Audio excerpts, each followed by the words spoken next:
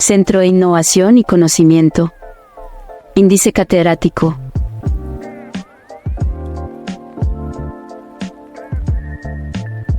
Y de Educación en Salud. Cordial saludo a todos. Desde el Centro de Innovación y Conocimiento Índice Catedrático y de Educación en Salud, nos alegra profundamente darle la bienvenida a este espacio de desarrollo profesional y personal. En IDE Educación en Salud, creemos en las personas y en su potencial. Por eso, trabajamos cada día para hacer el conocimiento accesible a todos, utilizando estrategias de enseñanzas innovadoras y flexibles que se ajuste a las necesidades de cada estudiante. En IDE, el conocimiento es libre como el viento y aprender es un derecho. Iniciamos la capacitación de hoy, con la participación del docente Pedro Campos Ayala, enfermero egresado de la Universidad de San Gil. Pedro se ha desempeñado como docente formando profesionales del área de salud, en donde se ha caracterizado por la integración de principios prácticos en las competencias teóricas que imparte. En su carrera profesional, ha trabajado en instituciones de prestigio como Hospital Regional de San Gil, donde se ha desempeñado en diferentes servicios. Los invitamos a vivir una experiencia única de aprendizaje. Por favor, mantengan los micrófonos apagados para una mejor experiencia y sigamos las indicaciones del docente para el desarrollo de las actividades. Bueno, buenas tardes a todos. Entonces vamos a continuar, a dar inicio y a continuar la temática que dejamos la semana pasada. Íbamos en lesiones osteomusculares. Entonces la última que habíamos visto era la luxación y cómo se maneja una luxación en un caso de emergencia, donde hacemos un cabestrillo hechizo, ya sea con una sábana, con una toalla, temporalmente, mientras pues le damos solamente la estabilidad al hombro y llevamos al paciente a un centro asistencial. Ahora vamos a ver las fracturas. Entonces son interrupciones de la continuidad ósea, abarca roturas óseas desde la situación en que el hueso se rompe, ya sea completa o incompleta, fragmentada o incluso microscópica. Por más pequeña que sea la fractura, son bastante dolorosas. Entonces podemos ver a veces por radiografía, por rayos X, fracturas que son completas, donde se ve toda la ruptura del hueso de lado a lado, o se ve de pronto en diagonal o transversal, o con minuta, que es por pedacitos, ¿sí? Y pues cual sea el caso, siempre va a ser bastante doloroso. Los signos y síntomas de una fractura es el dolor, la deformidad. A veces no hay deformidad, pero hay un dolor bastante intenso. Impotencia funcional, el paciente no puede mover su miembro afectado. Hinchazón, un chasquido cuando es una fractura completa con minuta. Hematomas, moretones o enrojecimiento, e incluso hemorragia cuando son fracturas abiertas que rompen la piel. Entonces aquí vemos los tipos de fractura: oblicua, que es diagonal; con minuta, que es por pedacitos; en espiral, si se fijan, como si fuera una espiral alrededor del hueso; compuesta, esta es compuesta y expuesta; en tallo verde, que es una fractura incompleta; transversal, aquí vemos otra transversal; y una fractura simple. En este caso tenemos dos huesos continuos y uno de los dos está roto, que sería el peroné. En relación a los extremos óseos, entonces tenemos fracturas impactadas, que es por un impacto; hundidas, que son por golpes profundos que generan hendiduras; longitudinal, en este caso vemos la fractura aquí por todo alrededor del hueso, y por compresión. Entonces una fractura que se generó puede ser sobre una caída de una altura bastante importante. La persona cae y se fractura de esta manera, casi siempre en la diáfisis de los huesos largos. ¿Qué hacer? Entonces se trata de lesiones en el sitio del accidente. Se expone el sitio de la lesión. Entonces miramos, por ejemplo, se detiene el sangrado. Si llega a haber sangrado, se estabiliza y se moviliza el área afectada de forma en la forma que lo encontró. Entonces nunca tratar de llevarlo a su forma natural, sino como está, se inmoviliza. ¿sí? ¿Para qué? Porque si lo vamos a mover podemos generarle un daño o mayor sangrado o un dolor que, como les decía, es bastante fuerte.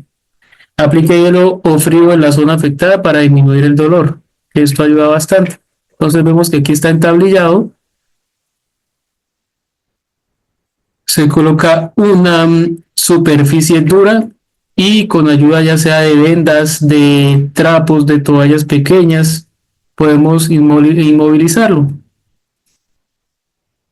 Si la ayuda está por llegar, entonces, ¿qué debemos hacer? Proveer soporte manual a fin de que se estabilice la lesión hasta que llegue la ayuda. Aquí vemos, por ejemplo, un cabestrillo hechizo y vemos aquí un inmovilizador por medio de tablilla, una entablillada. Se provee soporte manual. Bueno, si la ayuda se retrasa o es necesario transportar, se inmoviliza la parte lesionada utilizando los entablillados, cabestrillos o vendajes.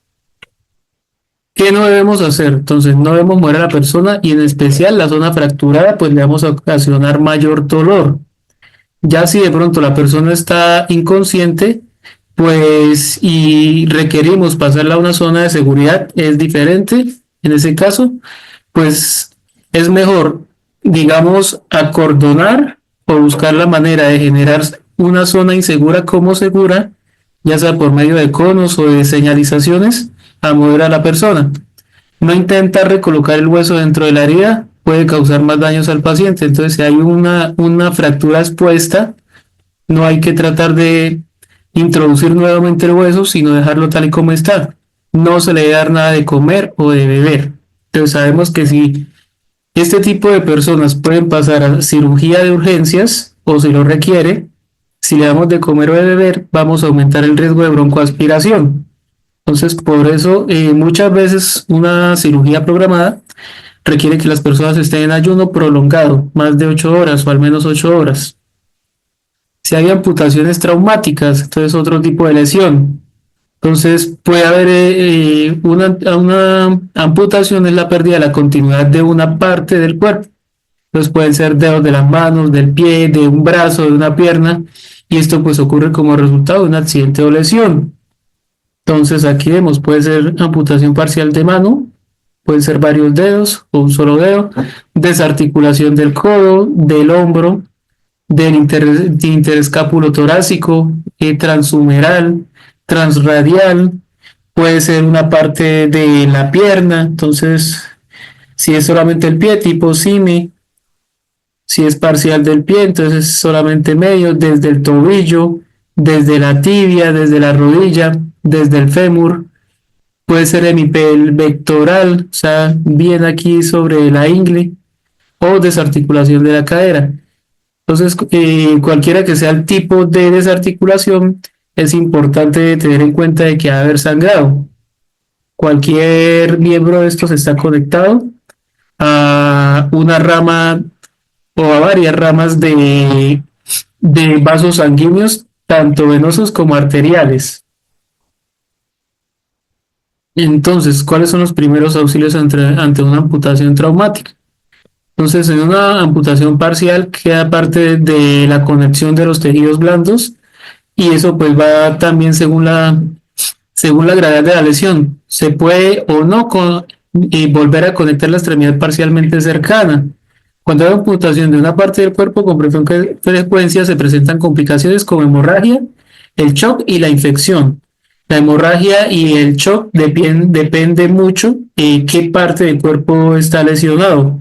No es lo mismo lesionar una mano, ¿sí? O a que haya una amputación de una mano, a que haya una amputación de un muslo, ¿sí? Donde hay fractura de fémur, está comprometida la vena femoral, la arteria femoral, y el riesgo de sangrado va a ser mayor.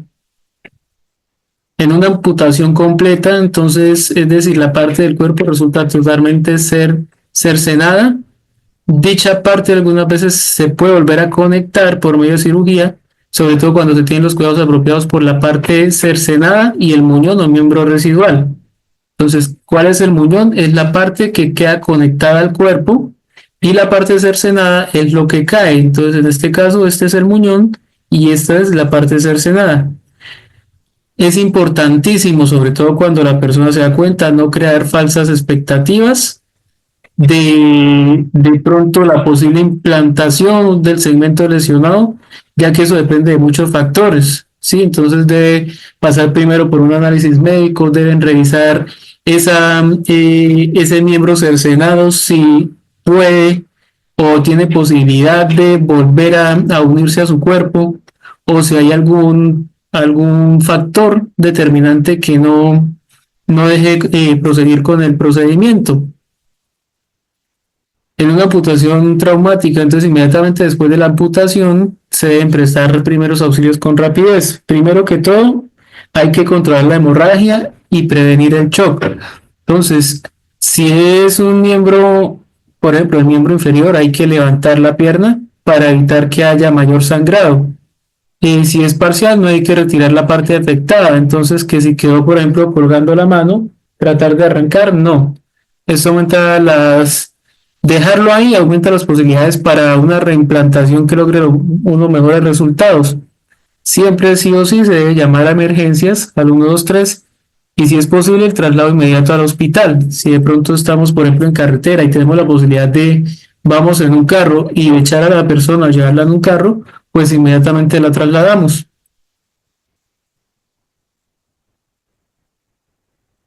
Entonces, ¿qué vamos a necesitar? Gasas estériles o cualquier material limpio y seco, toallas, piezas de ropa, productos para la higiene femenina, pueden ser, por ejemplo, toallas higiénicas, eh, que pues ellas pueden funcionar como compresas. Esto en el caso de que hay una hemorragia secundaria a la amputación. ¿Qué más nos puede servir? Bolsas de plástico impermeables y que se puedan sellar o cerrar de diferentes tamaños, hielo y agua. Esto para conservar la parte amputada. Entonces, se refiere al miembro que cayó. Por ejemplo, en una amputación traumática, tome medidas para conservar la parte amputada. Aquí tenemos un dedo. Entonces, se envuelve la parte amputada en gasa limpia y seca, otro material limpio en lo posible que sea estéril. Se coloca la parte corporal envuelta en gasas en una bolsa de plástico impermeable y cierre de bolsa. Se consigue un recipiente para agua, una bolsa de plástico más grande que pueda hacer esta función y échele una parte de hielo por cada 3 partes de agua.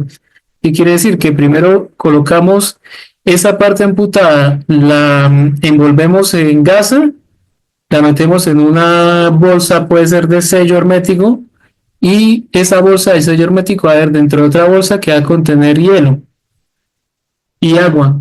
Entonces esto pues para manejar la temperatura. Sumerja la bolsa que contiene la parte amputada en este granizado, no deje que esta parte corporal se moje o se congele, pues puede poner en peligro la posibilidad de reimplantación. Asegúrese que la parte amputada es llevada al hospital con el paciente, también es importante. Entonces ahora aquí estamos hablando de que de pronto tenemos los materiales, pero si no los tenemos, si por ejemplo es una pierna, entonces lo que vamos a hacer es inmediatamente recoger al herido, recoger la pierna, ¿sí? La parte amputada y llevarla inmediatamente al centro asistencial. Entonces, primero, siempre el primer paso es activar el sistema de emergencia. Siempre vamos a llamar al 123. En el segundo vamos a manejar la hemorragia. Entonces, se hace presión directa y firme sobre la herida con un material limpio y seco y con varias capas de apósitos secos. Si esos apósitos se llegan a impregnar de sangre, retiramos los de encima, dejamos el que va directamente sobre la herida y seguimos haciendo presión. Si persiste sangrado, lo que le digo, no se quitan los empapados, solamente los de encima, el de abajo, el que va directamente sobre la herida, ese sí se deja ahí quietico porque si lo retiramos puede destruir el coágulo que se está formando. Si persiste ya el sangrado, se hace vendaje hemostásico, o sea, colocamos una venda presionando, ¿listo? Hay que tener en cuenta, se valora al paciente que esté alerta para detectar cualquier trastorno que pueda ser una amenaza más inmediata que la pérdida de sangre.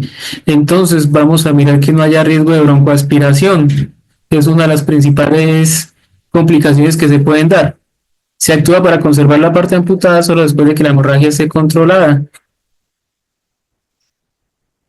se comunica la información, entonces se informa al médico de urgencias, por ejemplo, cómo y cuándo se produjo el traumatismo, tal y como lo describieron el paciente o los espectadores, si de pronto no fuimos espectadores nosotros mismos.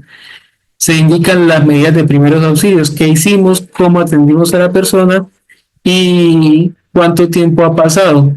Se comunican los datos de valoración, las intervenciones de cuidados urgentes y la respuesta. Entonces, lo que les dije, cuánto tiempo ha pasado, entonces la hora en que se produjo la amputación, si tenemos la hora exacta o un aproximado. Por ejemplo, en el caso de un dedo amputado, entonces se limpia la herida. Si se ven restos de residuos claros de suciedad en la herida, se pueden limpiar con agua fría de limpia del grifo. Y pues si no tenemos un grifo cerca, con agua de botella. Si vemos que hay algo incrustado, no se debe retirar. Eso lo va a hacer el médico por medio de cirugía. Evitar que la herida siga sangrando más, entonces se utiliza un paño limpio. Si hay gasas estériles a la mano, se ejerce presión directa, se eleva la herida, entonces hay que elevar, ¿sí? ¿Para qué? Para evitar que el sangrado sea más profuso. Haga que la persona se acueste, hay que ayudar a acostarla, hay que colocarle una manta debajo del cuerpo para que se, encima y debajo, para que se mantenga caliente y esté alerta para detectar cualquier trastorno o alguna complicación que me está indicando posiblemente que el paciente está entrando en choque. Mantener presión aun cuando la herida siga sangrando. Entonces, importantísimo. Si sigue sangrando igual hay que continuar presionando. Y si de pronto nos cansamos o tenemos que hacer algo más en la persona, entonces, y de pronto alguien de los que están auxiliando no saben, le pedimos a otra persona que lo haga y nosotros continuamos con otra actividad. Entonces, si aparentemente no se logra detener el sangrado, hay que asegurarse de cubrir la herida adecuadamente. Si no puede seguir presionando, puede ponerle una venda apretada. Sin embargo, pues hay que tener en cuenta que hacer hemostasia por presión puede generar daños. Para colocar se pone un pedazo de gasa o paño alrededor de la herida y ahí sí se coloca el vendaje. Se mantiene la presión hasta que llegue la ayuda. Se limpia el dedo, entonces ahí ya estamos hablando de la parte amputada. Se lava con cuidado el dedo para eliminar la suciedad, sobre todo si la herida se ve sucia. Y si todavía está presionando la herida, se le pide a otra persona que se encargue de eso. Entonces, lo que les decía, se envuelve el dedo en papel toalla o gasas húmedas, se moja ligeramente un papel toalla limpio con una solución salina estéril, si se tiene. Y en el caso contrario, en agua de botella o de grifo, se escurre el exceso de agua y se envuelve el dedo en él. Lo colocamos, al igual que habíamos hablado anteriormente, en una bolsa plástica, envuelto en bolsa con cierre y luego se cierra. Se coloca en una cubeta o en una bolsa con hielo o bolsa para hielo. ¿Sí? Se le agrega agua y pues quedaría una solución que manejaría una buena temperatura, pero que no llega al punto de congelación. Esto pues se va a entregar a los paramédicos en caso tal de que vayan a recoger al herido o en el caso tal que lo llevemos nosotros mismos a un centro hospitalario, al médico. Entonces recordar que salvar a una persona es importante es más importante salvar a la persona que salvar su dedo. Así que siempre hay que atender primero a la persona y después, en el caso de un miembro amputado, buscar la manera de poder también salvar ese miembro amputado. Entonces, un dedo que se deje en agua fría puede permanecer bien durante 18 horas. Si no tiene refrigeración, solo se podrá utilizar dentro de 4 o 6 horas. Si no puede ponerlo en agua fría, al menos mantenerlo alejado del calor. Entonces, el calor sí va a aumentar todo el proceso biológico de descomposición. Bueno, listo. Ahora vamos a hablar de la inmovilización con yeso. Entonces, con yeso, pues los materiales que vamos a usar es para hacer una férula, una venda tubular, venda de algodón, venda de yeso, venda de crepeo de ace, esparadrapo, guantes, tijeras y cubetas de agua tibia. Entonces aquí vemos cómo se irá a hacer la inmovilización. Entonces lo primero que vamos a hacer, a ver, vamos a vendar primero con algodón laminado, digamos, suponiendo que tenemos que hacer solamente la inmovilización como tal. Algodón laminado, le colocamos varias capas de algodón, ¿sí? Puede ser también venda de gasa, ¿sí? Así como vemos acá. Y aquí tenemos el yeso. Entonces, la venda de yeso es una venda también así circular, como vemos, parecía una venda de,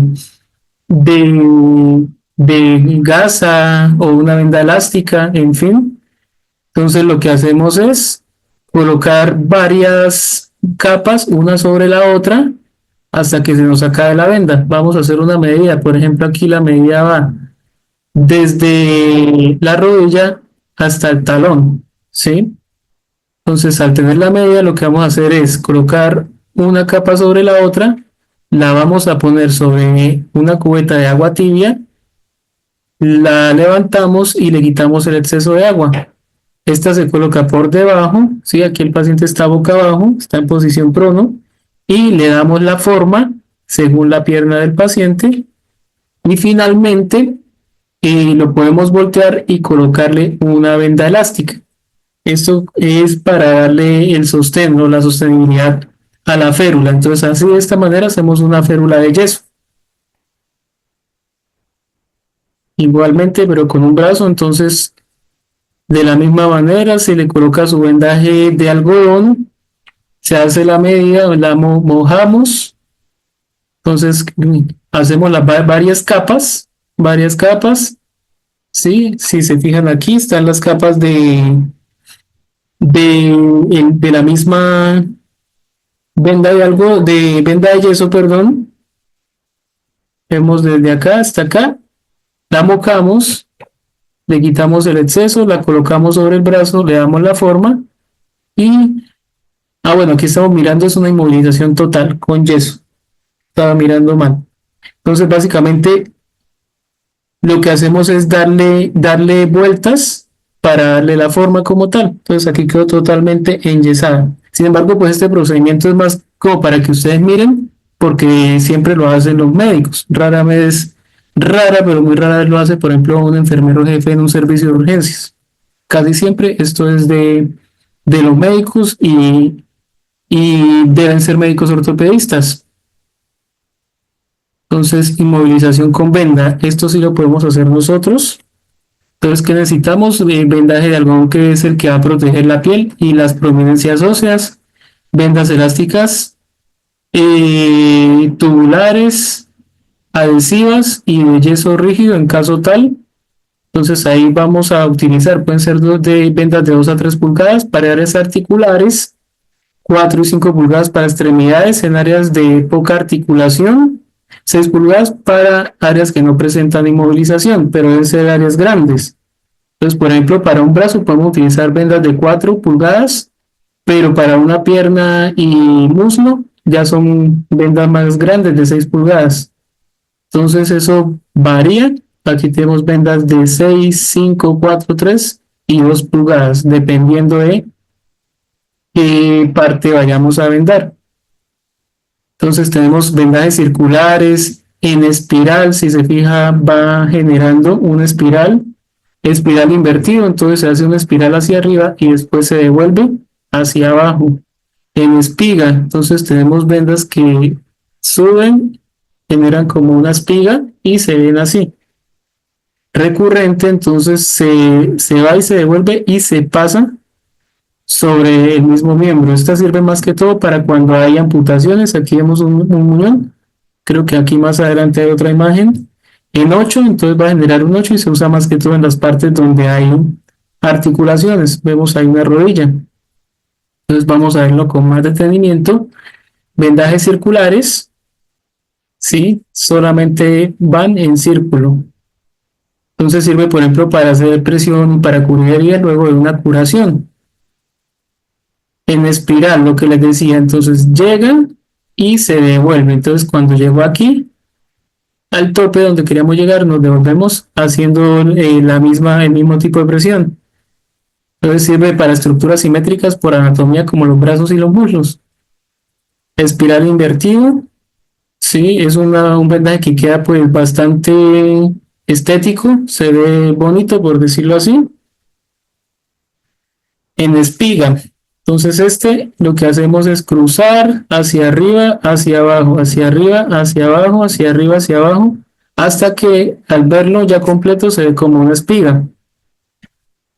Este es el recurrente que sirve para este tipo de heridas. Entonces estamos viendo aquí un muñón, una persona que fue amputada y pues se usa de esta manera para evitar que se salga, porque pues difícilmente cuando hay una amputación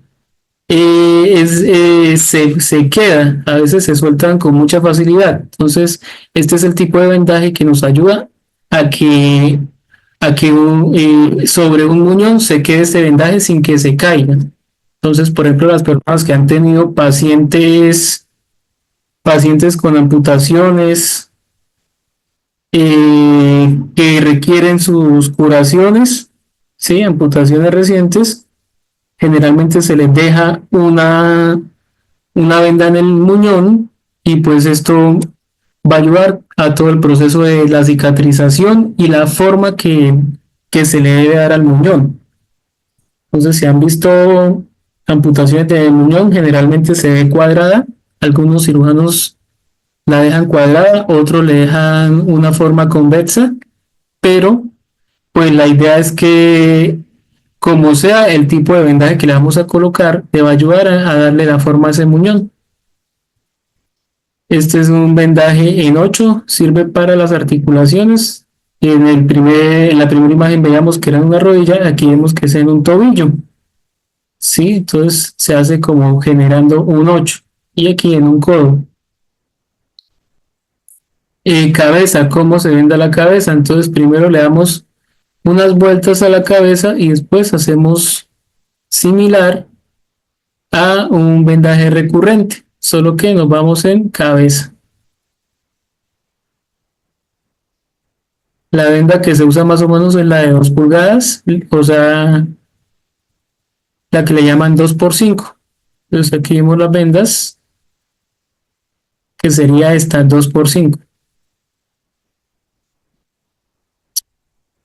Aquí vemos otra, un vendaje pero con dos vendas. Usamos una que es la que le da el soporte eh, horizontal y la otra le da el soporte vertical. Al usar las dos, pues va a ser un poco más fácil el sostén, sin embargo, se requieren de dos personas para poder hacer este tipo de vendaje. Para vendar un ojo o un oído, entonces se le dan varias vueltas a la cabeza y después nos vamos en diagonal por el ojo o el oído lesionado. Para mandíbula, entonces de la misma manera nos vamos por la parte baja, ¿sí? O sea, por occipucio y mentón, o puede ser occipucio y frente. Bajamos de la parte alta o región frontal a mandibular, damos vuelta por occipucio nuevamente y nos vamos a mandíbula nuevamente. De esta manera estamos dándole un sostén. En cráneo, esta es otro tipo de vendaje, ya es puede ser, por ejemplo, un campo estéril, sí, puede ser una toalla, puede ser una pañoleta. Entonces, un vendaje triangular. Para el ojo, igualmente, con el mismo y pues finalmente se termina con un nudo. En hombro clavícula, entonces ya no lo hacemos como en la primera parte que vimos que se hacía con una sábana, una pañoleta grande, sino que vamos a utilizar una venda, un tipo de vendaje elástico, pero si se fijan es un vendaje grande. Y para fractura de clavícula, por ejemplo, entonces para inmovilizar clavícula, Si se fijan, buscamos la manera de cruzarlo por la espalda para mantener la inmovilización delantera. Fíjense que hay que colocar protectores aquí en las axilas para evitar que el caucho empiece a lacerar la piel. Vendaje de pelvis, entonces se sugiere la técnica de espiga, ¿sí? En el caso de hombres, pues hay que tener en cuenta sus genitales, de tal manera que no queden comprimidos. Y en las mujeres igualmente, tratar de no mover, de no cubrir la vulva. En los dedos es un poco más fácil, puesto que es un miembro pequeño. Se usa una venda pequeña, se le da sus vueltas y finalmente le podemos colocar. Esto es un vendaje de gasa y se le puede colocar encima el vendaje elástico, no debe quedar tan ajustado. Los vendajes en realidad no se ajustan mucho porque a medida que va pasando el tiempo, los minutos, él mismo se va ajustando solito, por lo que ellos están hechos de caucho. Entonces, vendaje del primer dedo, ¿sí? Entonces se le da una vuelta a la muñeca y se pasa al dedo. Aquí tenemos vendaje, pero con una pañoleta. En este caso estamos buscando cubrir toda la mano, puede ser en una amputación. Si vemos acá. Listo, entonces esto en cuanto a todo el tema de los vendajes. Es algo pues más de pronto coger o conseguir las vendas y empezar de pronto con un familiar allá en la casa, empezar a hacer los diferentes ejercicios. ¿Cómo lo vamos a hacer para ayudarnos a aprender? Y de la misma manera, coger o conseguir las pañoletas grandes y empezar a hacer también ese ejercicio según las indicaciones. Ahora vamos a hablar sobre inmovilizaciones, entonces, por medio de tablillas. Generalmente en un accidente, pues no vamos a tener a la mano nada técnico, todo lo que hacemos se vuelve hechizo en el momento y pues lo importante de la inmovilización es tratar de que el miembro afectado no pierda su estabilidad porque, por ejemplo, una fractura el dolor es bastante profundo. Entonces se buscan materiales como tablas, cartón, toallas, vendas o cualquier material que pueda brindar un tipo de sostén estructural en la parte ósea afectada. Entonces vemos, por ejemplo, aquí que hubo una posible fractura de radio, de cúbito. Entonces se le colocan dos tablas, dos cartones, una toalla podría ser y se amarra, ¿sí? La idea es buscar la manera de cómo inmovilizar, no importa cómo, pero que quede bien inmovilizado. Entonces, por ejemplo, usando las tablillas, vea, entonces vemos que eh, se genera mucha inestabilidad. Entonces, si hay una fractura, por ejemplo, en el húmero, que es bastante dolorosa y que viene todo el peso del brazo, del antebrazo, entonces, ¿qué hacemos? Se inmoviliza y le colocamos aquí otro inmovilizador, pero ya de tipo hombro para evitar la caída y que el peso genere más dolor. Aquí estamos mirando cómo inmovilizar a una persona, todo el miembro, igualmente con tablas o puede ser con cartones. Se le dan vueltas y apretamos de tal manera que le dé estabilidad. Y listo, esto en cuanto a todo el tema de inmovilizaciones. No sé si de pronto hay alguna duda, pregunta.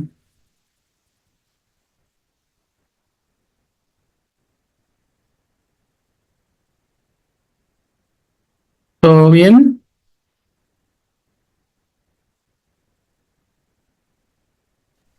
Sí, todo bien. Por Ah, mi bueno, parte, sí, preguntar. gracias. eh, Sí, profesor. la Sí, amputación, profesor, está claro. listo. Solamente había aquí una pregunta en el chat. Amputación tipo SIME o SAIME es la que yo le mostraba en el pie. Entonces vamos a volvernos rápidamente.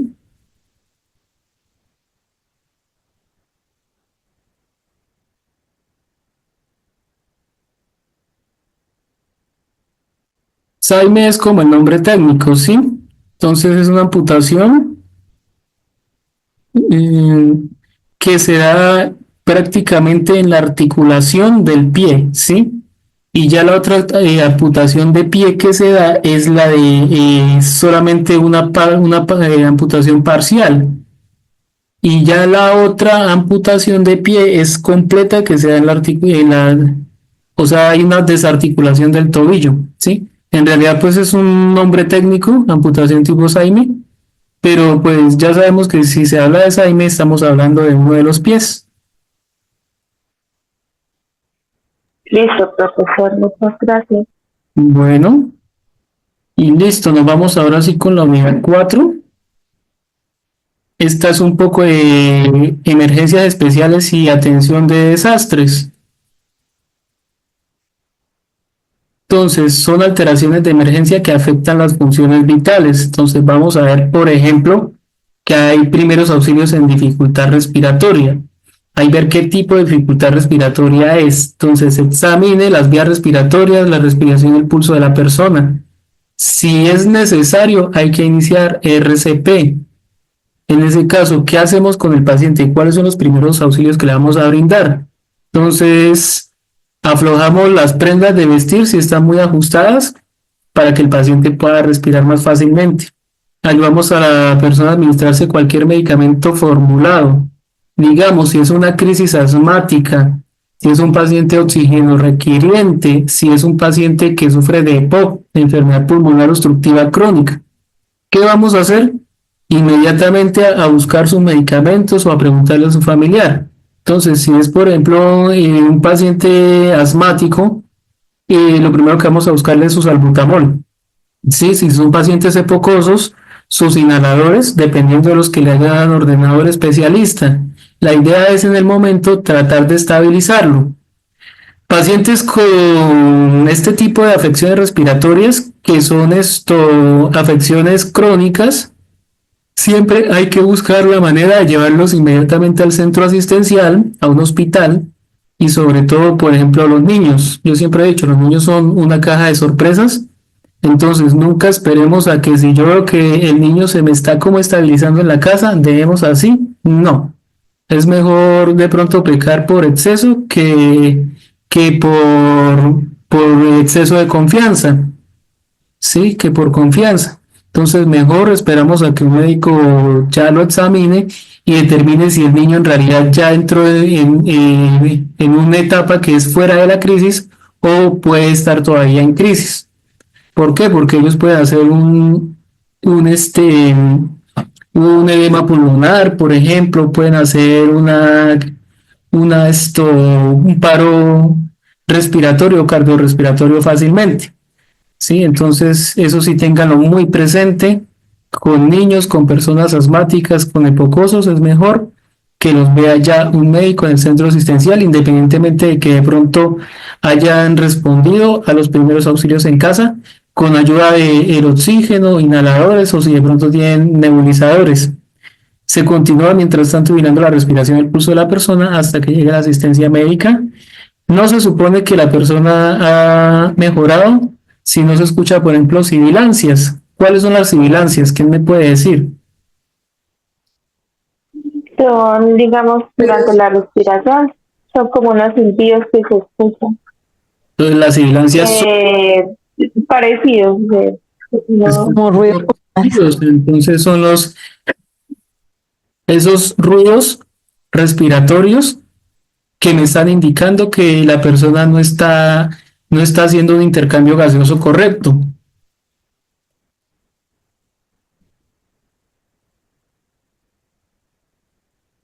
Entonces, esos son los primeros auxilios en este tipo de emergencia médica. ¿Sí? Nunca vamos a suponer que la persona ha mejorado. Hay que esperar a que lo vea ya un médico. Si no llega o si de pronto no se llamó a emergencias, entonces lo trasladamos al centro asistencial.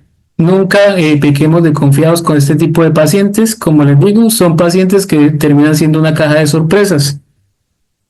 En un síncope o lipotimia, entonces, y lipotimia, el síncope es la pérdida súbita y temporal del estado de conciencia, con ausencia del tono postural y con recuperación espontánea sin necesidad de cardioversión química ni eléctrica, o sea, es como un desmayo. Está entre el 1 y el 6% de los internamientos hospitalarios y alrededor del 3% como consulta en el área de urgencias, y es frecuente en ancianos y en adultos en un 12%. ¿Cuál puede ser la causa de un síncope? Inestabilidad motora refleja, o sea, el síndrome vasovagal.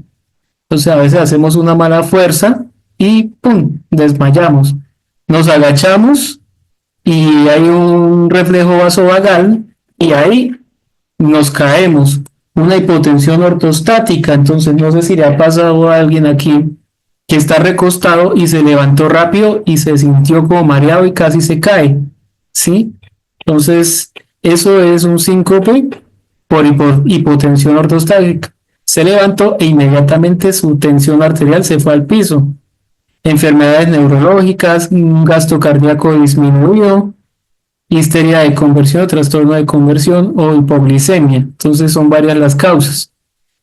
En una lipotimia, entonces es la sensación de desvanecimiento sin llegar a perder el estado de conciencia. Este síntoma, por lo tanto, es parecido al síncope y la única diferencia es que es en menor gravedad o intensidad, ya que no produce pérdida del conocimiento y donde el paciente dura más tiempo desvanecido. ¿Cuáles son las causas? Por ejemplo, una que se comparte con la otra es la hipoglicemia, los golpes de calor, alteraciones electrolíticas e histeria. Una alteración electrolítica común es por deshidratación. Entonces, un paciente que ha tenido mucho vómito y ha tenido diarrea y fiebre, entonces fácilmente le puede dar una lipotimia.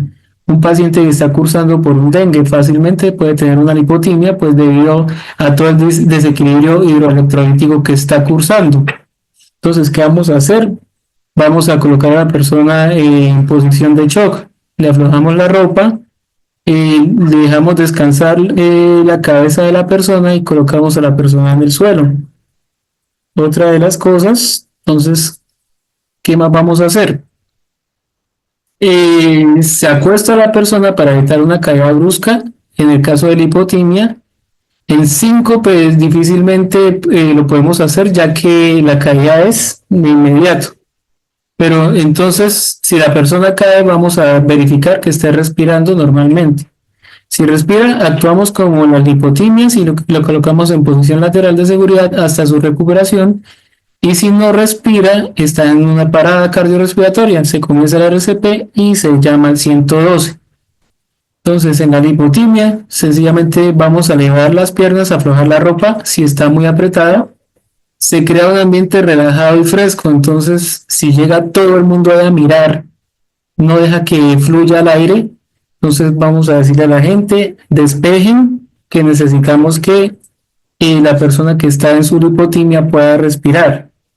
Si se recupera, se mantiene sentada antes de ponerla nuevamente de pie. Listo, puesto que si se levanta puede que vuelva a tener otra lipotimia o puede llevarlo a un síncope como tal. De los primeros auxilios, y en caso tal que ya la persona esté en parada, lo mismo que habíamos visto anteriormente, aseguramos que las vías respiratorias estén despejadas, comprobamos si respira, comprobamos si el corazón late. Si de pronto no sabemos tomar la frecuencia cardíaca radial, braquial, ¿cuál otra?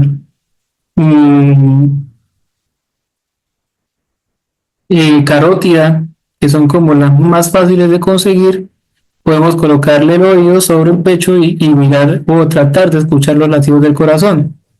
Si la persona no recobra la conciencia en pocos minutos, se busca ayuda médica de emergencia. Y si recobra la conciencia, la ayudamos a recostarse cómodamente durante 10 o 15 minutos. También se puede sentar echando la cabeza hacia adelante con la cabeza entre las rodillas y comprobamos si hay alguna lesión en alguna parte de su cuerpo. Ya si ha respondido y todo y la persona se siente relativamente bien, le podemos ofrecer agua o hielo. ¿Listo? Ahora vamos con hipoglicemia. Esto pues es bueno que lo tengan en cuenta. Bueno, primero que todo, que una hipoglicemia es cuando hay una bajada de azúcar.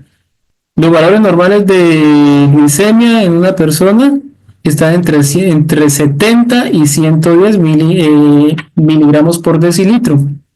Entonces hay varios tipos de hipoglicemias. Está la hipoglicemia entre 60 y 70 miligramos por decilitro.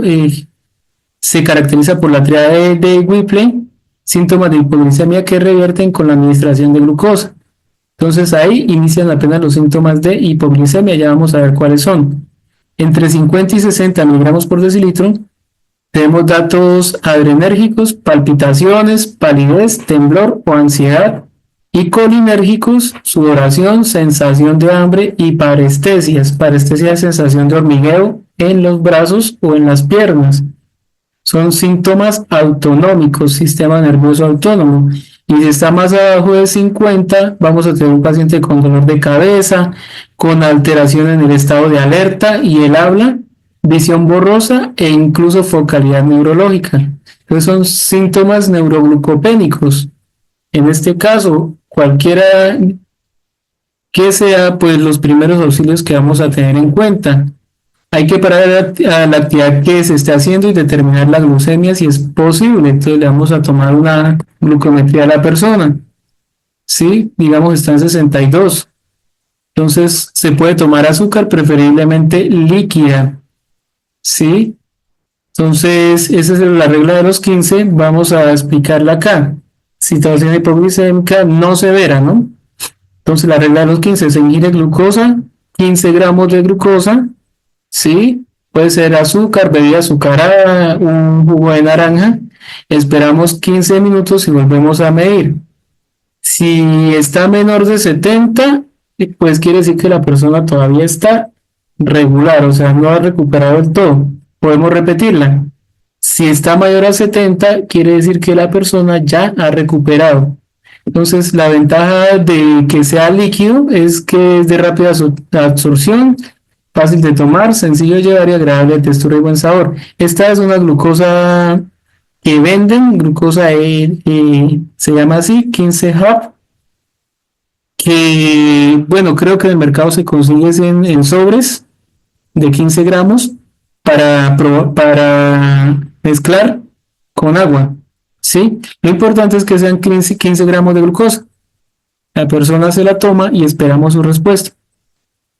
Si por ejemplo la glucosa se ha producido entre comidas, se le pueden dar 3 galletas, 2 yogures o un bocadillo de jamón o queso.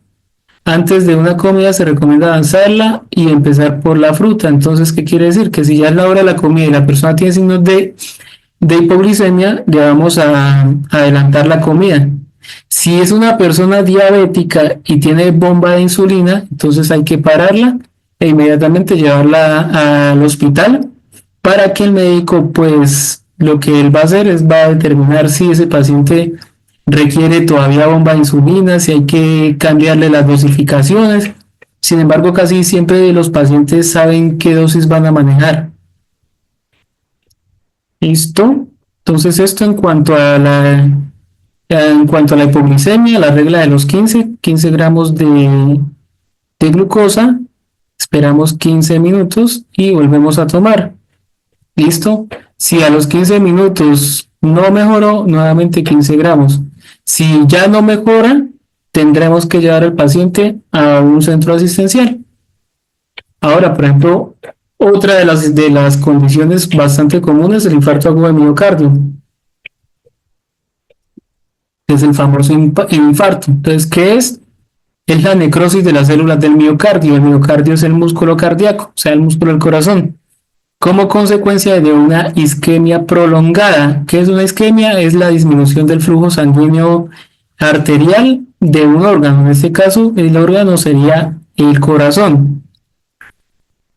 Entonces es la reducción súbita de irrigación sanguínea en las coronarias que compromete una o más zonas del miocardio. Entonces sabemos que sobre el corazón tenemos todas las arterias coronarias, ¿sí?, que irrigan al corazón.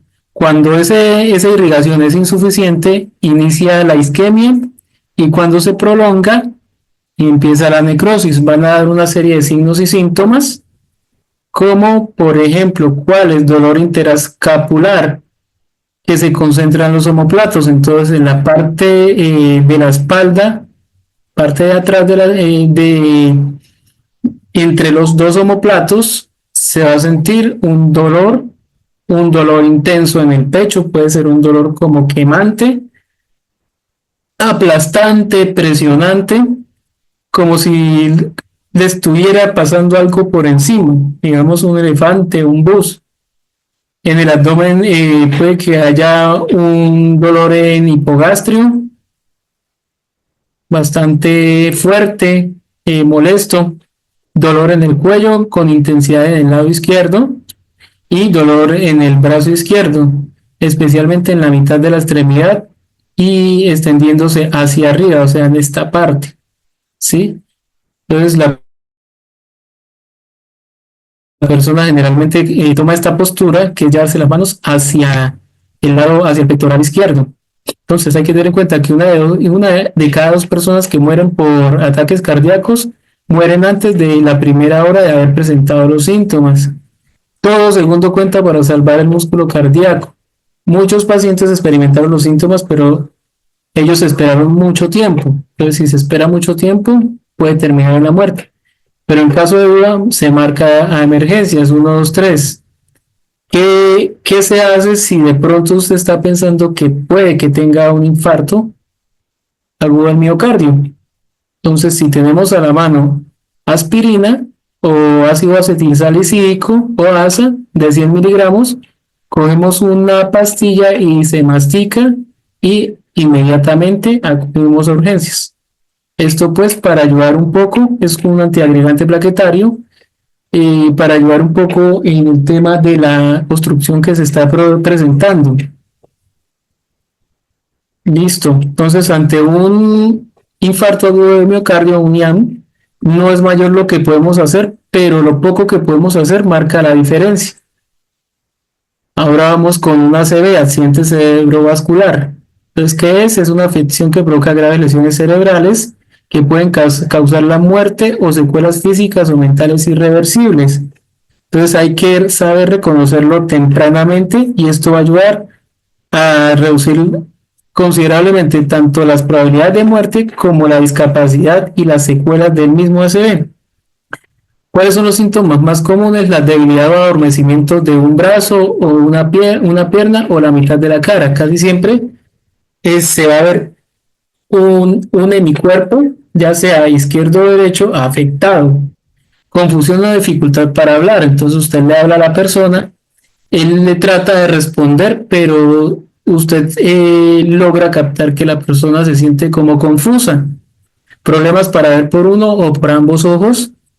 Pérdida del equilibrio o coordinación. La persona va a caminar y se observa una marcha atáxica, o sea, como si estuviera borracha. Un dolor de cabeza muy intenso, y si aún así los síntomas han desaparecido, es necesario que haya o que se acuda al servicio de urgencias. Hay dos tipos de ACV, isquémico y hemorrágico. El isquémico es un infarto cerebral, puesto que hay una oclusión de una de las arterias cerebrales, se disminuye el flujo sanguíneo, esto genera una isquemia y la isquemia puede generar también muerte de muchos tejidos, ¿sí? Entonces es producida por una oclusión súbita. Esto es lo que a no permitir el flujo sanguíneo. Y está el hemorrágico, ocasionada por la ruptura de una arteria en el cerebro. Entonces se rompe la arteria y inmediatamente empieza el sangrado ahí a nivel cerebral. Entonces, ¿cómo se detecta un ACV? Entonces está, por ejemplo, la mnemotecnia FAS frente a la enfermedad vascular cerebral. Entonces, FAS, ¿qué quiere decir? F, face, que es la cara, arm, que es brazo, S, que es speech, habla, y time, que es el tiempo. Entonces, ¿qué le va a decir uno a la persona? Sonría. Si al sonreír la cara o la boca está caída de un lado, de uno de los dos lados, entonces la persona va a hacer esto y generalmente va a hacer esto, se le va a quedar una parte caída y la otra va a generar como la sonrisa. Le dice, levante los dos brazos y resulta que la persona es capaz de levantar uno y el otro no logra levantarlo o se le cae lentamente. Sí, ha perdido la fuerza de una de los dos miembros superiores. Le dice, hable. La persona o habla raro o arrastra la voz, no se le entiende. Entonces tenemos el tiempo, se lleva inmediatamente a emergencias.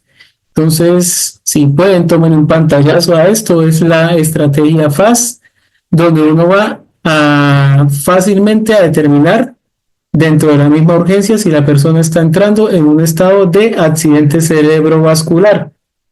Ya con esto estamos logrando que la persona rápidamente disminuya los efectos y las secuelas que se pueden producir e incluso la muerte.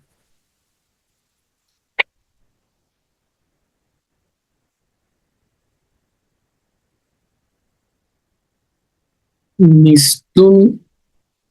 El shock, entonces el choque es la disminución generalizada de la perfusión celular que provoca falta de oxígeno en el organismo para su normal funcionamiento. Entonces hay varios tipos de choque. Puede ser un choque hipovolémico, los que podemos ver por fuera, ¿no? Hipovolémico, el distributivo cardiogénico, todos están relacionados con la disminución de la perfusión celular. En este caso, genera la disminución de oxigenación de los órganos y tejidos, que pues el oxígeno como tal es el que hace parte de que haya un buen funcionamiento de todo el sistema. Entonces, si se disminuye toda esta perfusión, la persona empieza a tener sus primeros signos y síntomas de shock. Hay otro tipo de shock que se ven más en hospitalización.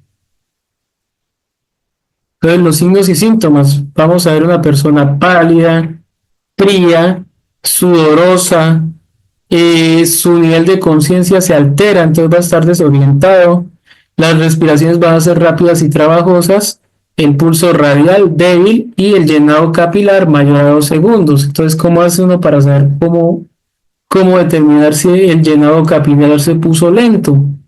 Entonces, por ejemplo, cogemos el dedo, lo presionamos, el dedo se va a colocar pálido y si soltamos para que coja nuevamente su color debe ser al menos de 2 segundos. Si se empieza a demorar más, quiere decir que el llenado capilar es lento. Entonces vemos que ahí es uno de los signos de shock. ¿Qué hacemos? Lo colocamos en posición de shock. O sea, lo recostamos, le levantamos las piernas. Debe estar en una posición cómoda y cálida, puesto que es una persona que se ha enfriado, está perdiendo calor. Se voltea la cabeza hacia un lado, si no se sospecha una lesión en el cuello, y pues también porque la persona de pronto puede presentar vómito y se puede broncoaspirar. Entonces, el shock, como dice aquí, es una condición severa que ocurre cuando no hay suficiente flujo de sangre en el cuerpo, lo cual causa una presión sanguínea muy baja, falta de orina y daño a las células y tejidos. Entonces vamos a ver una persona también ya como tal, al tomarle signos vitales, hipotensa, anúrica, no está orinando y pues obviamente sus células y tejidos están presentando daños.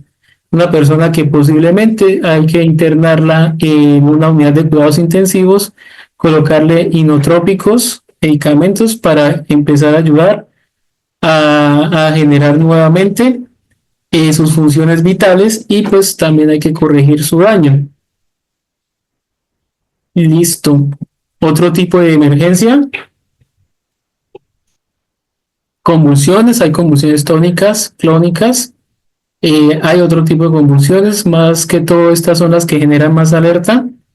Hay crisis de ausencia, hay convulsiones focales, pero las tónico-clónicas son donde la persona pues se mueve de manera brusca, se cae también bruscamente. Entonces, ¿cuáles son los signos y síntomas? Una persona que empieza con sensación de oído tapado, malestar, dolor de cabeza y mareo. Ahí inicia lo que le llaman el aura. Entonces, ¿qué hacemos? Si sabemos que es una persona que convulsiona, por ejemplo, si es epiléptica de base y empieza con la cosa de que le duele la cabeza, sabemos que en cualquier momento puede convulsionar. Entonces estamos preparados para que en el momento, si está de pie, por ejemplo, sabemos que puede caer, evitar golpes fuertes, brindamos apoyo en la cabeza, facilitamos su respiración, evitamos que se muerda la lengua, pero nunca le vamos a meter los dedos en la boca. Vamos, por ejemplo, colocarle un tapaboca, un bajalenguas entre los dientes. Pues no es tan duro como para que parta los dientes, pero ayuda a dar sostén para que al apretar no vaya a romperse los dientes, pero tampoco vaya a lesionar nada. Ya después de la convulsión no se le da nada de comer y en caso de vómito se coloca en decúbito lateral, o sea, en una posición de seguridad. En este caso, como es una persona que está en un estado tónico, o sea, sus músculos están todos rígidos, nos toca sostenerlo, ¿sí? Así como está en la foto, porque es una persona que inmediatamente va a quedar nuevamente hacia arriba, o sea, en posición de cúbito supino. Otra de las emergencias, ahogamiento por inmersión. Entonces, un ahogamiento por inmersión es un proceso de insuficiencia respiratoria primaria resultante de la inmersión o sumersión en un medio líquido. Lo más común que vemos es ahogamiento en una quebrada, en piscinas pues no tanto, más en quebradas y ríos, en el mar también. Entonces está el ahogamiento no fatal, es el rescate y reanimación exitosa de una víctima con deterioro respiratorio por inmersión o sumersión. El síndrome de ahogamiento, si la persona experimenta parada respiratoria como consecuencia de la inmersión o sumersión. El ahogamiento fatal, cuando termina un ahogamiento en muerte. Y un rescate acuático es cualquier accidente de sumersión o inmersión sin evidencia de deterioro respiratorio. Entonces, las causas del ahogamiento por inmersión o la etiología, la víctima cae al agua y no sabe o no es capaz de nadar. Si es primaria, si es secundaria, la víctima cae al agua como consecuencia de un síncope debido a enfermedades preexistentes. Entonces, una cosa es que la víctima, por ejemplo, se tiró al agua, estamos en una piscina y no sabe nadar, ¿sí? Y otra cosa es que la persona, por ejemplo, vaya o esté en la piscina y de pronto le dé un síncope o le dé, no sé, una convulsión o algo que haga que la persona quede inmersa. ¿Cuáles son los factores de riesgo? Entonces, vivir cerca del agua. Entonces, siempre que hay agua, hay riesgo de ahogarse. En lugares donde se han ahogado menores de 5 años, por ejemplo, en Bangladesh, en una zanja, 26%, en una charca, el 43%, en un río, el 5%, en un contenedor, el 13%, en un lago, el 7%, y en otro tipo de lugares, el 6%. Si vemos el contenedor, tiene un porcentaje relativamente, pues, no tan alto, pero tampoco tan bajo, es un 13%. Y, por ejemplo, aquí que no tenemos de pronto ríos tan cercanos, o lagos, o zanjas, o charcas, pero a veces permitimos a los niños que se bañen en los contenedores, en baldes grandes, ¿sí? Y ahí es donde está el riesgo. Un niño pequeño de por sí no sabe responder ante una inmersión así sea de 20 centímetros. ¿Por qué? Pues digamos un niño de 1 año. Entonces siempre hay que vigilar, nunca dejarlos solos. Entonces las tasas de ahogamiento más altas se dan entre los 1 y 4 años de edad. Otra de las causas podrían ser las inundaciones extremas y transportes por agua. Prevención. Entonces, por ejemplo, si vivimos en un conjunto cerrado que tiene piscina, entonces instalar barreras para restringir el acceso al agua. Ofrecer lugares seguros, por ejemplo, en una guardería, alejarlos de agua para niños en edad preescolar con personas capacitadas para su cuidado. Enseñar a los niños desde pequeños natación, es importantísimo que ellos aprendan a nadar. Hay muchas personas que ya están en la edad que tenemos aquí, que yo creo que más o menos la mayoría son adultos ya sobre los 30 años, y incluso pueden haber adultos de esa edad y todavía no saben nadar. Capacitar a las personas del entorno en socorrismo y reanimación es importantísimo. Establecer y aplicar reglamentos de seguridad para la navegación recreativa y comercial de pasajeros y mejorar la gestión de los riesgos de inundaciones, por ejemplo, las personas que viven en lugares donde se puedan dar. Entonces, ¿cuáles son las fases del ahogamiento por inmersión? Entonces está primero el susto o sorpresa, la persona en ese momento empieza a patalear en el agua y en medio de ese pataleo empieza a hacer inspiraciones cuando está debajo del agua y empieza a dejar entrar el agua a sus pulmones. Entonces después empieza la fase de detención de respiración, es una fase breve de apnea con estimulación del nervio vago. Entonces inmediatamente deja de respirar. Al faltarle el aire realiza fuertes respiraciones, con lo cual aspira e ingiere más líquidos en los pulmones y surgen incluso convulsiones. Finalmente continúa introduciendo más líquido a los pulmones y por aspiración de líquido el agónico se orina y defeca, o sea, relaja esfínteres y finalmente se produce un paro respiratorio que lo puede llevar a la muerte. ¿Sí?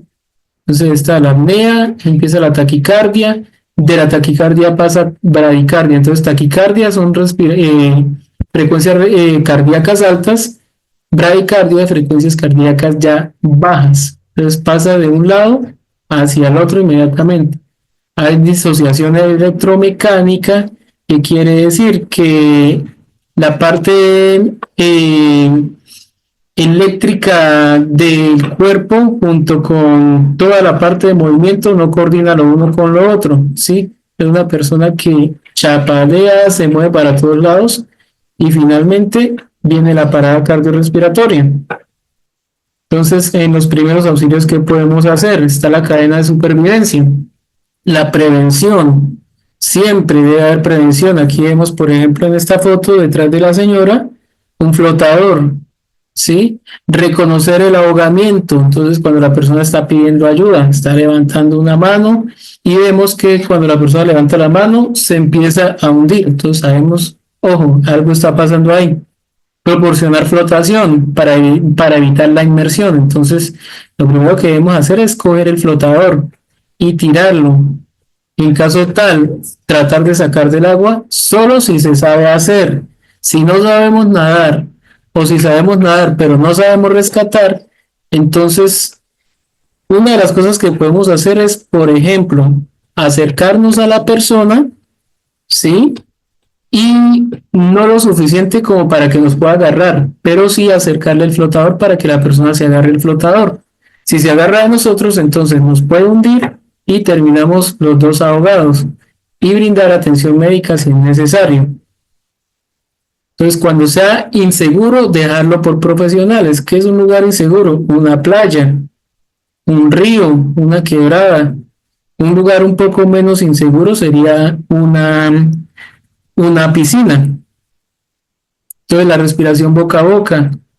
Entonces, en agua poco profunda no es necesario tener un equipo especial. En aguas profundas deben haber como mínimo 2 personas, 2 rescatadores para proporcionar respiración boca a boca. La cara de la víctima debe estar por fuera del agua, se debe abrir la vía aérea y ver si respira. Si no respira, se inicia la ventilación en el agua de 10 a 15 respiraciones en un minuto. Si la ventilación restaura, se lleva a un lugar seco y se vigila que siga respirando. Si no hay respuesta, en menos de 5 minutos continúan las respiraciones mientras se lleva a la víctima a un lugar seco. Si son más de 5 minutos, se dan respiraciones por un minuto y se lleva lo más rápido posible, sin más ventilaciones, a un lugar donde no haya riesgo. Vamos a silenciar aquí a alguien que está... Listo, ya.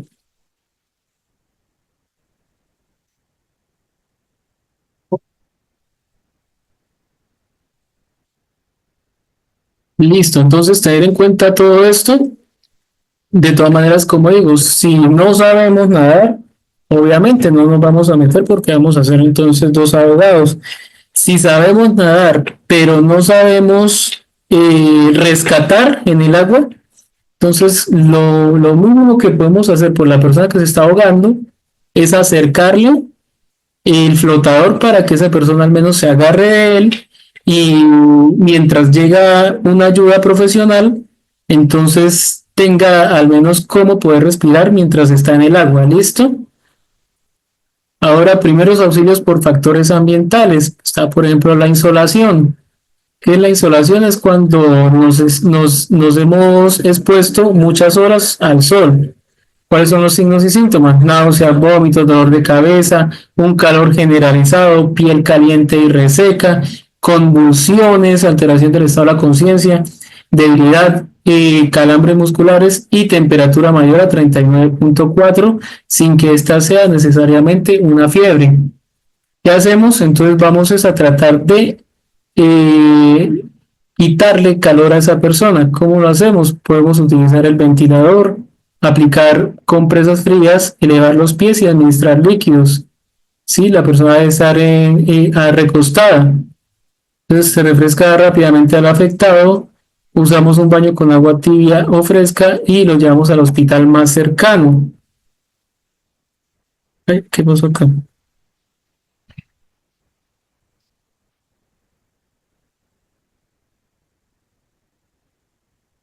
El golpe de calor es similar al anterior. Entonces, los signos y síntomas son elevación de temperatura corporal por 15 minutos solamente. Mareo, confusión, diaforesis, que es esto, sudoración, piel seca y roja, fiebre mayor a 39.4, convulsiones, inconsciencia, debilidad muscular, y en algunos casos se puede presentar piel fría y húmeda. Entonces, ¿qué vamos a hacer? Transportar a un lugar fresco, tratar el shock, duchas con agua tibia o agua fresca, se recuesta a la persona afectada, se elevan sus pies, se suministran líquidos, se utiliza el ventilador y se aplican paños fríos. Si se fijan, se maneja muy similar como se maneja un golpe de calor, de cómo se maneja una insolación. Congelamiento, entonces, los signos y síntomas es el adormecimiento de las áreas expuestas al frío, un frío extremo. Surgen ampollas y pérdida de la sensibilidad de la zona dañada. Se identifican las señales de congelamiento y se retira cualquier ropa o elemento mojado y se reemplaza con ropas secas y cómodas. Entonces, ¿por qué? Porque si se mantiene ese frío, pues podemos llevar a la necrosis tisular, dañar los tejidos y finalmente puede terminar en una gangrena y una amputación. Hipotermia. Entonces, hipotermia es por el contrario la, la, la subida, perdón, la bajada de temperatura. Entonces, signos y síntomas: somnolencia, piel pálida y fría, confusión, es un temblor incontrolable, aunque con temperaturas extremadamente bajas, el temblor puede cesar. Frecuencias cardíacas y respiratorias lentas. En algunos casos es necesario iniciar reanimación cardiopulmonar. Se trata el shock, se retiran prendas húmedas y se pone radiación en la región del torso. Entonces hay maneras de perder calor por radiación por conducción. Entonces tenemos aquí está una superficie fría, se pierde calor por evaporación y por convección, por ejemplo, por fuentes de aire. ¿Qué vamos a hacer? Entonces vamos a buscar, vamos a tratar cómo. Por ejemplo, si la persona tiene ropa mojada, se la quitamos y le colocamos mantas secas y preferiblemente tibias, ¿sí? Si la persona está, por ejemplo, consciente, se le puede dar algo caliente para que tome y empiece a termorregular el mal de altura. Entonces los síntomas es dificultad para dormir, mareo, sensación de vértigo, fatiga, dolor de cabeza, inapetencia, náuseas o vómitos, taquicardia y dificultad respiratoria con esfuerzo. Le suele suceder, por ejemplo, a personas que viven sobre el nivel del mar y van a un lugar donde es demasiado alto. Entonces, por ejemplo, viven en la costa, en Santa Marta, que es unos 2 metros sobre el nivel del mar. y se van unos días a Bogotá, entonces la altura pues les va a pegar porque no están acostumbrados. Entonces, ¿qué vamos a hacer? Dejar de subir y bajar si es necesario, y si es necesario también reanimación cardiopulmonar. Se trata el shock, se buscan zonas bajas y se favorece la ventilación. Sí, también suele suceder en las personas que les gusta el alpinismo o subir a las montañas. Sí, un mal de altura que se da en ese caso porque, digamos, estamos aquí a tantos metros, subimos, no sé, 200, 300 metros y esa altura también nos puede pegar. En electrocución, primeros auxilios, entonces, signos y síntomas: posible pérdida de la conciencia, un paro cardiorrespiratorio y quemaduras. ¿Qué vamos a hacer en los primeros auxilios? Se aparta de la corriente eléctrica a la persona que está electrocutándose, pero entonces toca con un objeto que sea no conductor, por ejemplo, un palo de escoba, o bajamos los tacos, si los tenemos a la mano, o tratamos de separarlo con algo que sea de plástico. Si vamos a coger, por ejemplo, una varilla, pues vamos a terminar también electrocutados. Se llama servicio de emergencias, se verifican los signos vitales, se inicia la reanimación cardiopulmonar si es necesario, y en caso de quemaduras se valora y se aplica alguna estrategia para tratar esa quemadura.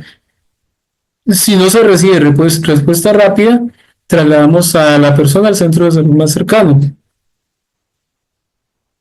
Intoxicaciones por envenenamiento, entonces están ocasionadas por alimentos en mal estado, medicamentos, cuando estamos en sobredosis o un medicamento vencido, bebidas, ya sea que estén vencidas o sean, por ejemplo, bebidas alcohólicas, insecticidas, fungicidas, suele suceder mucho con las personas que trabajan en el campo. Por ejemplo, en bebidas, los niños cuando están en casa y de pronto las mamás tienen, qué sé yo, por ejemplo, el límpido en una botella, ¿sí? Y llegan y la ingieren. Es un accidente muy común. Signos y síntomas: debilidad, dolor abdominal, náuseas y vómito. Es lo que generalmente suele suceder en una intoxicación, en un envenenamiento. Que hay que tener en cuenta si fue accidental o intencional. O sea, si fue un intento de suicidio sería intencional, y si no, fue un accidente. La cantidad de ingerida, el tipo de sustancia y el tiempo de exposición. Entonces, ¿cuáles son las vías de penetración del tóxico? Digestiva u oral, respiratoria y cutánea. Entonces, cutánea serían la piel y las mucosas. ¿Qué vamos a hacer? Si es digestivo, identificar el tipo de sustancia, buscar en la etiqueta de esa sustancia el antídoto respectivo. Y incluso casi todas las sustancias dice: en caso de ingerir, llame a, o en caso de ingerir, va a hacer esto. En caso de sustancias no corrosivas o pocas cantidades, dar agua o leche en grandes cantidades, que ayudan a alcalinizar. En caso de sustancias corrosivas, no inducir el vómito ni nada vía oral. Remitirse inmediatamente a un centro de salud. Si no sabemos si la sustancia es corrosiva o no, ¿qué vamos a hacer? Inmediatamente para el médico. Carbón activado como antídoto, entonces no usar en caso de sustancias ácidas y derivadas del petróleo. Igualmente, si no sabemos, no le vamos a dar. Vamos a llevarlo inmediatamente al hospital. Entonces, ¿cómo se prepara? 30 gramos diluidos en 240 mililitros de agua. En un adulto se dan 25 a 100 gramos. En niños de 1 a 12 años, 25 a 50 gramos. Y menores, 1 gramo por cada kilo. O sea, si el niño pesa, por decir, 15 kilos, se le darían 15 gramos. Sí, esto pues ya se hace en el hospital y pues se provoca el vómito. ¿En qué caso? Pues tenemos que saber si es un tipo de sustancia que se puede vomitar o no. Si es corrosiva, ya sabemos que imposible, no se debe. Si definitivamente no tenemos conocimiento de qué fue o cómo tratar, inmediatamente vamos a correr al hospital. Entonces, no vómito en caso de ácidos fuertes, álcalis fuertes, derivados del petróleo, quemaduras por boca o garganta, inconsciencia y convulsiones. Siempre lo que vamos a hacer es inmediatamente para un centro médico. Importante, o tomarle foto a la sustancia o llevar el frasco de la sustancia para mostrárselo al médico y que el médico sepa exactamente a qué se va a enfrentar y cómo lo va a tratar.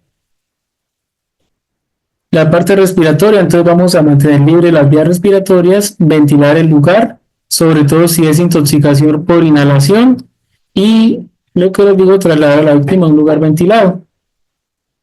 Si es cutánea, vamos a lavar el sitio con agua, dependiendo de la sustancia, hasta por 15 a 30 minutos en piel y 30 minutos si es en los ojos.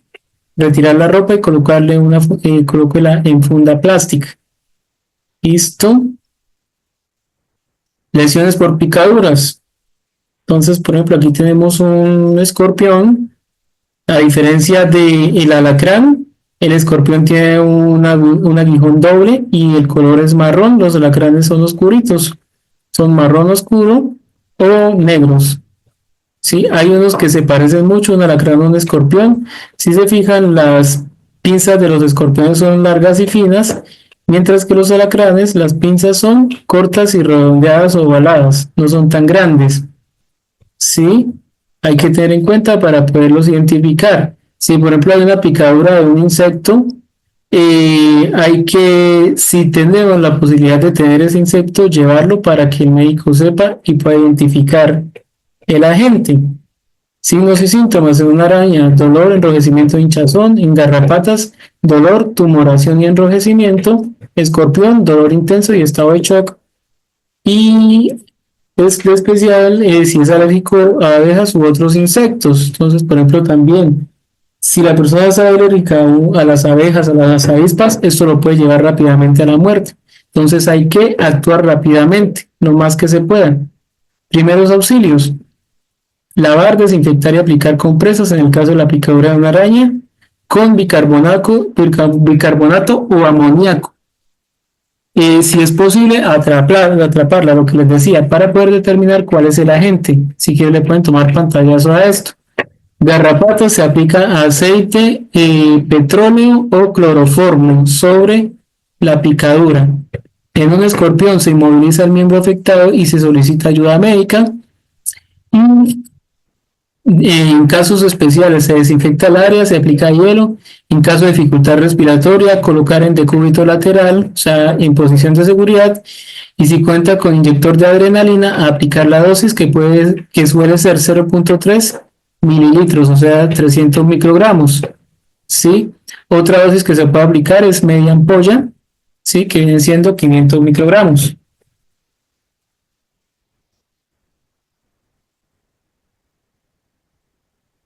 Lesiones por otro tipo de animales, mordeduras. Entonces, ¿cómo reconocemos una serpiente venenosa?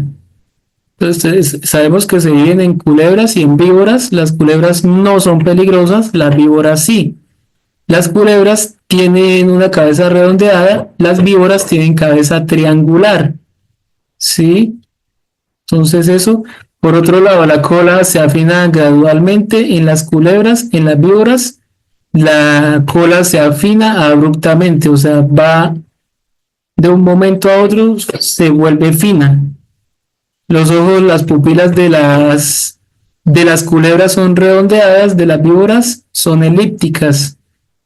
Entonces, para prevenirla y tratar los accidentes zoofídicos es fundamental diferenciar las serpientes venenosas con las culebras o sea, las culebras con las víboras. ¿Sí? Entonces las víboras son las que son venenosas, ya que la acción de los venenos y el suero antiofídico se debe aplicar son diferentes en cada caso.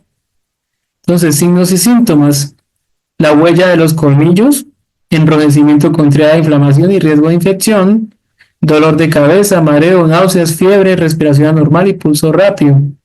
Es indispensable que describan el reptil. Muchas veces pues lo que hacen es atraparlo y llevarlo. Datos claves: el color, la forma, tamaño y todas las características llamativas y observables, ya que, por ejemplo, existe la coral, que es una víbora bastante conocida, pero hay una que se parece mucho a la coral venenosa, no es venenosa y pues eso puede generar confusión. Entonces, en el caso de mordeduras, primeros auxilios: no levantar el área afectada, no realizar incisiones, o sea, no romper la piel.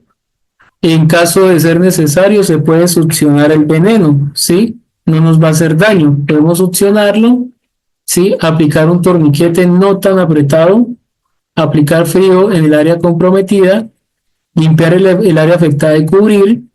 Si es una extremidad, inmovilizarla y pedirle a la persona que solo mueva en caso que se requiera. ¿Por qué? Porque al movilizar podemos ayudar a que haya mejor circulación y el veneno empiece a moverse más rápido. Indispensable administrar el suero antiofídico. ¿Sí? Entonces vemos este tipo de víboras. Entonces aquí está la víbora venenosa que generalmente abre su boca y extiende los colmillos. Y esta es una no venenosa que muerde, también puede morder, pero no va a generar, pues también genera ciertas complicaciones, pero no van a ser tan fatales. Vamos a ver ahora el siguiente tema, un parto de emergencia. Pues, ¿qué vamos a necesitar? Solución antiséptica para lavar manos, toallas, sábanas limpias, manta suave para envolver al bebé, cubrir con sábanas o toallas limpias a la madre, recipientes limpios con agua tibia, tijeras, cuerda de algodón, alcohol, una pera de goma, cubeta para vomitar en caso de ser necesario. Si una madre que puede estar en expulsivo, estamos muy lejos, no tenemos la manera de poderla llevar y tenemos, o sea, prácticamente sabemos que va a estar en expulsivo, entonces vamos a buscar la manera de que ella definitivamente tenga su parto en presencia nuestra, ¿sí? Es importante saber elegir la postura.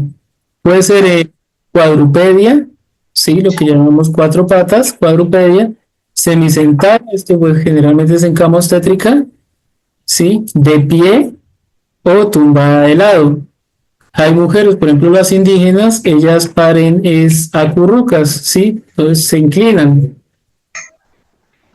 Entonces hay que tener en cuenta que es una mujer que ya ha roto membranas, que ya tenemos 100% dilatación, una dilatación en 10, un 100% de borramiento y que posiblemente hay un expulsivo, ¿sí? Quiere decir que la cabeza del bebé ya está coronada. Entonces, ¿qué vamos a hacer? Vamos a apoyar a la madre, solicitarle que camine y haga ejercicios de respiración. Como les digo, mira, aquí ya tenemos un cuello uterino ya. Aquí pues no está totalmente dilatado, aquí ya está dilatado. ¿Sí? Entonces, como les digo, esto se hace únicamente cuando se nos sale de las manos, cuando no tenemos de otra opción. Sí, cuando son contracciones, en 10 minutos se pueden presentar más de 5 contracciones, van a durar hasta 60 segundos o un poquito más. ¿Sí? Y pues vamos a mirar que un expulsivo puede dar así rápido, de un momento a otro. Entonces, si vemos que salió el bebé, que muchas veces sale fácilmente, lo que vamos a hacer es recogerlo. Si tenemos guantes, muchísimo mejor. ¿Sí? Entonces, si no, lo podemos recibir en una manta limpia y vamos a tener en cuenta el cordón umbilical. ¿Qué vamos a hacer con el cordón? Entonces, al bebé lo podemos colocar sobre el vientre de la mamá. Vamos a medir más o menos 10 centímetros del cordón, lo amarramos en 2 porciones y en la mitad lo vamos a cortar. ¿Sí? Vamos a verificar antes que no haya pulso, porque si hay pulso en ese cordón, quiere decir que no quedó lo suficientemente amarrado o duro o apretado y puede haber sangrado por ese lado. Verificamos y cortamos, esperamos a que salga la placenta, que es el alumbramiento, y inmediatamente nos vamos a un centro de salud. Muchas veces sabemos que han habido partos donde tocó atender a la mujer en un taxi, en un carro, en medio de un trancón o incluso en una ambulancia, pues en una ambulancia es un poco más fácil, pero lo ideal es que busquemos la manera de evitar que hayan Estamos aquí tratando de silenciar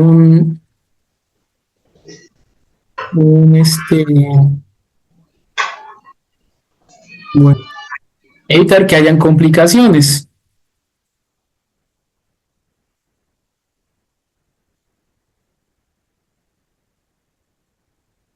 Listo, en prevención y atención de desastres, esto es como más de manera informativa, están los terremotos, qué se hace ante un terremoto, se conserva la calma, se eliminan fuentes de incendio, entonces se bajan los tacos, se retira de las ventanas y objetos que puedan caer sobre una persona, no se usan los ascensores, se ubican en el triángulo de seguridad, ¿sí? Que es sobre todo donde están las puertas, se localiza la ruta de evacuación.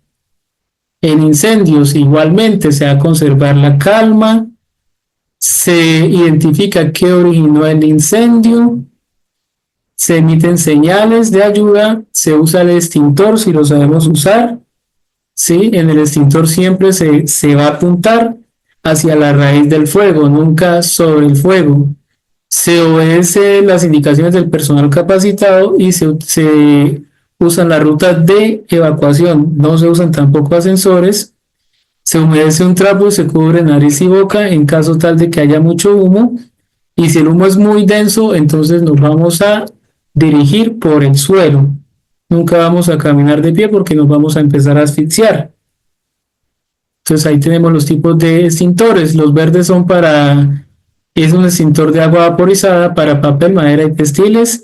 El rojo es un extintor de polvo químico seco para líquidos inflamables. El celeste o azul es un extintor de dióxido de carbono para equipos eléctricos.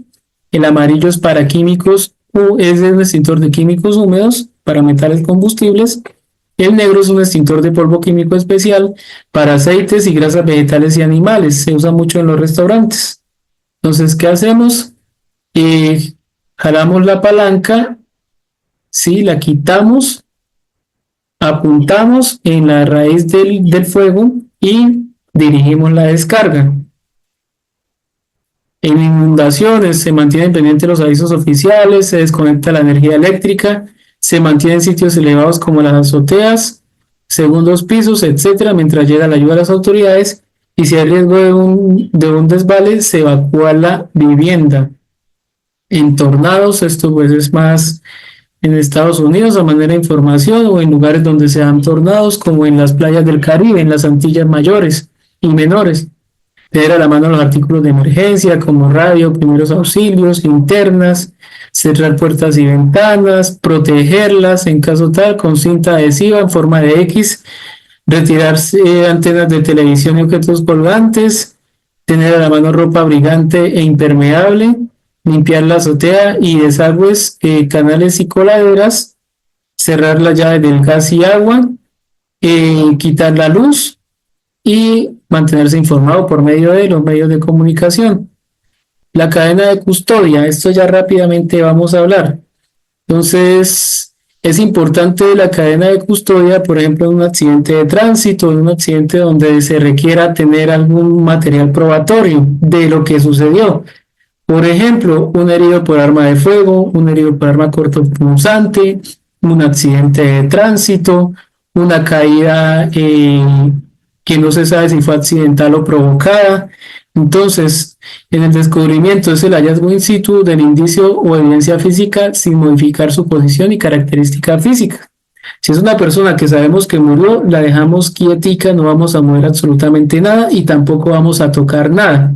¿Por qué? Porque pueden quedar nuestras huellas digitales en una escena, por ejemplo, de un crimen y nos van a incriminar en cosas que no tenemos nada que ver. Protección, evitar que se toque, se mueva o se altere la situación y posición del indicio del lugar. El embalaje, levantamiento y embalaje y etiquetado adecuados del indicio o evidencia material del perito. Entrega es la entrega de los indicios o un representante de la sociedad para su fe, según acuerdos ministeriales. La flagrancia si los indicios son obtenidos en flagrancia, se debe verificar de forma correcta su procedencia. El almacenaje, según sea el indicio y su nivel de peligrosidad, se procede a almacenar o no. Los resultados es la redacción, es lo que se escribe de un informe pericial con los resultados obtenidos, además del indicio parcial o completo.